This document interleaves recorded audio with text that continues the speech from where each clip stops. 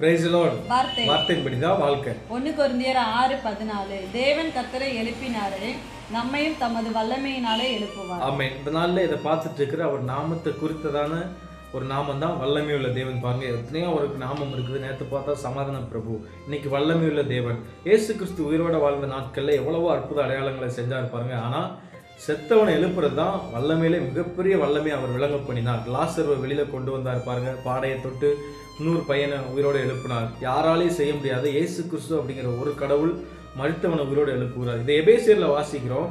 கிறிஸ்துவை மரித்தவரிலிருந்து எழுப்பினவர் விசுவாசிக்கிறவராகிய தம்மிடத்தில் அதை காண்பிக்கும் பொருட்டு பலத்த சத்துவத்தின் வல்லமைப்படியே. அப்படின்னா என்ன அர்த்தம்னா, தேவன் தான் தன்னுடைய பலத்த சத்துவத்தின் வல்லமையினால கிறிஸ்துவை உயிரோடு எழுப்பினார். அதே போல நம்மளையும் உயிரோட ஒரு நாள் எழுப்புவார் அப்படின்னு சொல்லி அந்த வசனம் சொல்லப்பட்டிருக்குது. ஸோ உங்க வாழ்க்கையிலும் என் வாழ்க்கையிலையும் மரித்தவைகள் மட்டும் அல்ல, நிஜமா ஒரு மனுஷன் மரிச்சா கூட அதையும் உயிரோடு எழுப்புகிற வல்லமை இயேசு கிறிஸ்துட்ட இருக்குது பாருங்க. எப்போ எழுது அப்படின்னா, நம்ம விசுவாசிக்கும் பொழுது அந்த வல்லமை நம்ம மூலமாகவும் அதை கிரியை செய்யும். ஸோ வல்லமையுள்ள தேவன் சொல்லி மிகப்பெரிய நாமத்தை அவர் படைச்சிருக்கிறார். Amen. God bless you. Amen.